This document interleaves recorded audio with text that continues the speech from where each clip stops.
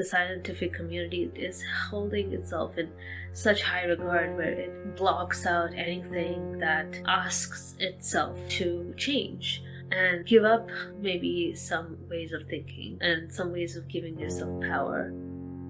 Hi everyone, welcome to my channel. This is part 2 of the reading of Rivers of Damascus by R.A Lafferty, and how I understand the story. Just like the writing, the story and the message will come together towards the end, so stick with me and things will become clear, I hope. If you want to watch part 1, here is the link to that, or it's in the description box below. Basically, as a short review, there is a somewhat scientific para-archaeological team set up to find out more about the history of how the world was conquered by a man named Khalid and the Desert Arab people.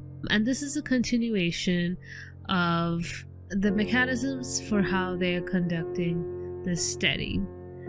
Yeah, enjoy the video and thanks so much for watching. The ever-changing modified or heterodyne wave pattern is a searching or tuning pattern. It seeks whatever is in resonance with its voice.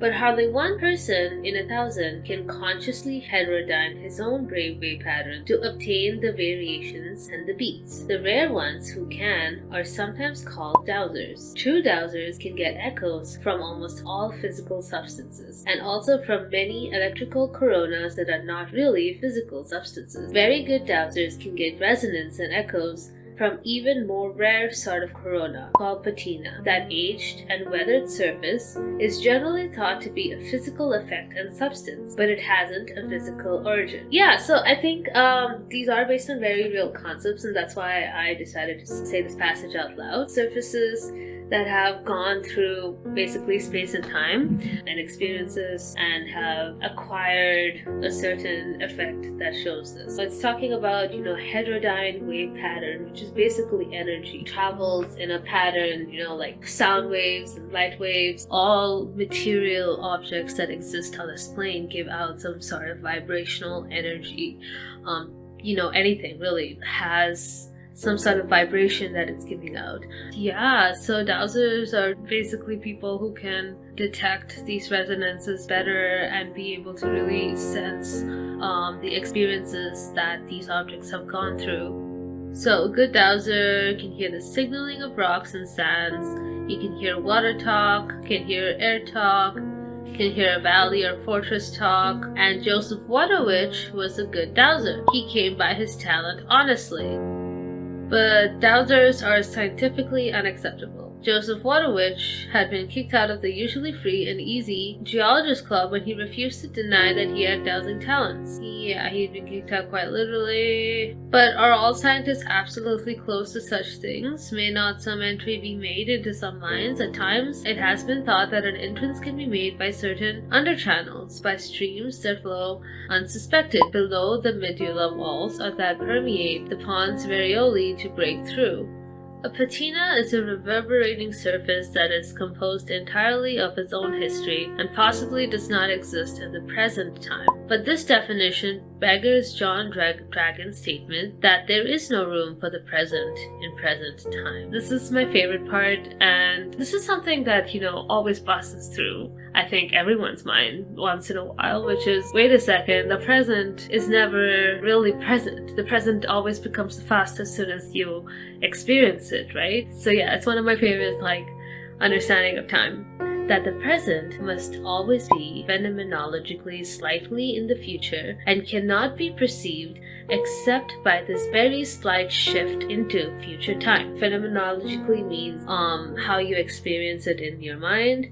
So present time is an anomaly. It is less than a quantum wide, and its very narrowness posits its non-existence. It is too narrow a crack to exist, and yet there may be two-way traffic through that narrow crack. So in terms of quantum physics, I think perhaps makes sense in terms of quantum physics because of the way it just allows for present time to exist long enough for it to truly exist. So, when they say, be in the present, you really are existing through that narrow quantum-wide length of time. And what that does is you start to realize that the present has two-way traffic. You realize that there is information out there that you would have been receiving but you would not be acknowledging. And that's how the mind works. Psychologically, it would not register that there have been things that your brain has seen, but it has registered it. There may be a two-way traffic through that narrow crack. Unacceptable things do come through the narrow crack that is mistakenly called the present, such as cranks, ghosts, and treasures. A patina may be very deep and still retain all the characteristics of the surface phenomenon. Okay, a human being may have a patina. I'm gonna read this out loud, and this might be problematic to some people.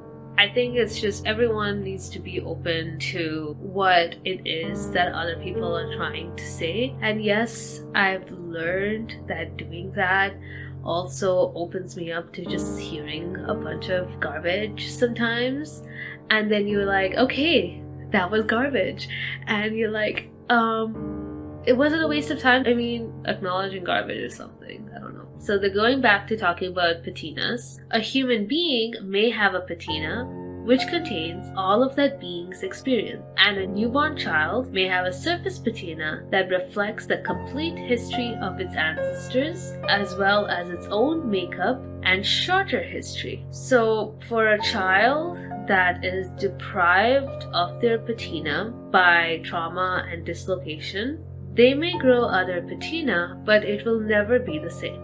They will forever lack roots and history and surety. They will seldom become a truly reverberating person. So I think Lafferty is making the point that to be a truly reverberating person, a human being's full experience must include understanding how they are reflecting the complete history of their ancestors, as well as their shorter history of themselves. So patina can be the resurrection of these objects and events and persons. But is there any proof at all that patina may record and remember and later transmit or recreate persons and objects and events?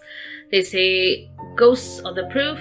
Joseph Waterwich was a supreme dowser. His associate Abel Landgood was a dowser inside out, an image man, and basically Abel talked to a lot of ghosts, and that was normal. But what was not normal was basically brought a lot of people from the dead back as ghosts. Ghosts are normal, but people often react abnormally to ghosts. So bringing Joseph Waterwich, who was the man with the locating, to focus using the heterodyning, and Abel Landgood is the person who's able to basically project the reverberations that he feels in the objects onto reality as ghosts. When they met, they realized that anything that existed strongly enough to leave an impression as a patina form can be realized. So they drew up the Landwich Covenant to serve as an enabling act. I believe that the patina deposit complex is so complete, Joe Waterwich had said on the eve of their first monumental testing, that it would not greatly matter if all life suddenly disappeared from Earth. Secondary life would spring from these deposits. So basically, the patinas from all the objects of all the Earth would bring forth recreated life because of the technology that they're building in some way. I believe that I have already experienced glimpses and manifestations of the reactivating mechanism. It would be a curious life and a curious world then. Everything in it would be the ghost of something that had gone before, but the combinations would be new. The motives and forms would be completely fresh. It would not be a sequential world or a rational one. Anomaly would be the characteristic. It would be like the world we live in now, Chris Benedetti said. You have described our own world perfectly, and I suspect that your thesis is correct. We live in a recreated secondary. All life did suddenly disappear from Earth. I'm not sure when this happened. Secondary life, made up entirely of anomalous ghosts, did spring up from old residues. We are the anomalous ghosts, and this world is our world. I believe that there are a few slight objections, John Dragon said with the deadly seriousness that is found only in citizens of secondary worlds. There are so many things about us that have to be happening for the first time. However, there are things too flimsy ever to be reproduced. However, we may be living in an abortive secondary. Okay, part 3. The constituted body known as the Landwich Covenant, that para-archaeological investigating team, failed its first major test. Its little movie, The Fall of Damascus, filmed on a working site, may well have been the worst movie ever made. However, its failures came about. It was not sick parody, ridiculously false history, and it simply could not have been a resurrection of the past.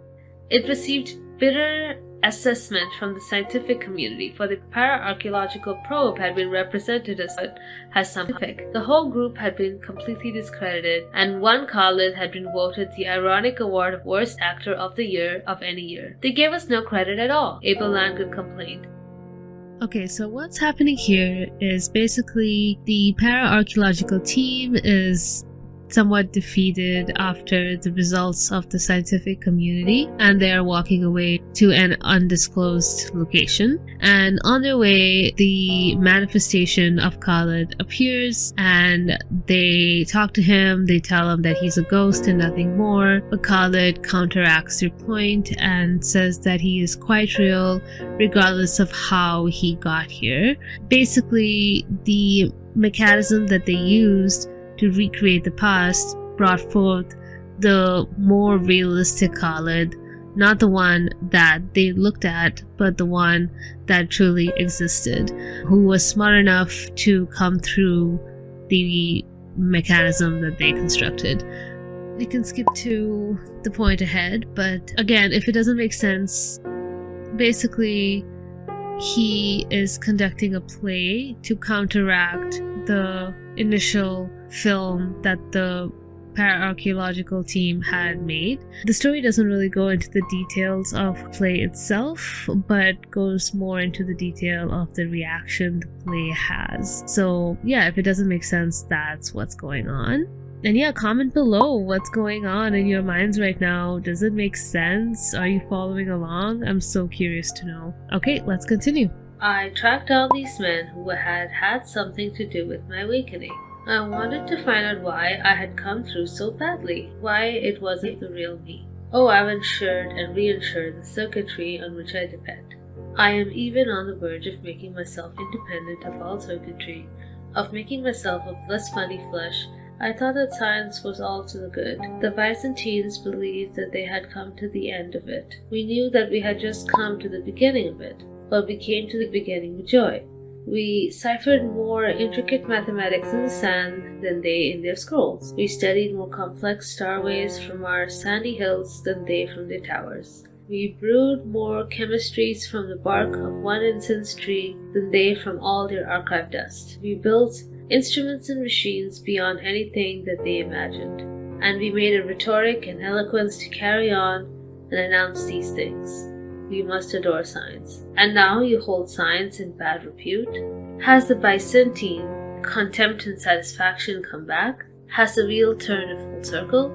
Yes, the contempt and satisfaction with past knowledge have come back, John Raggett said sadly, and they have encrusted the thing itself. The noble old ship is sluggish and bottom-heavy with barnacles. The free brother of man has imprisoned himself behind walls and is no longer free. There will be an event. We begin the assault tonight. We will assail the incrustation from inside. We need your fine humors. We need your sharp distinctions. The noble thing itself will be bruised a bit when we tear through its incrustations, but noble things are always tough. We need the fine edge of your minds for our polarity. What we really need is irony, a little unconscious irony. I will hate the smugness of it, the exclusions, the cursed close-mindedness, and yet I'll be fascinated by that whole barrel of snakes, and I don't know why. It's the two receivers we will set up, Khalid, sir. That way we can have one that shows what everybody sees, and the other one to show it the way they're really doing it. That one will be tricky, but very instructive. We will need to follow it along as we go so we can modify our patterns. We have to know what it is that we are heterodyning. It will be the only set in the world to show our process in unmodified form, a real curiosity, and be not quite your usual kind of self, Mr. Benedicti. We need a little urban arrogance, and we need it from you. We need a little elegance from someone. Is there anyone elegant here besides me? Contribute. It is almost time. Mindworms. We will be mindworms. We begin the conquest now, and they'll never know what hit them. We ride the current of the intuitive river named Parfar.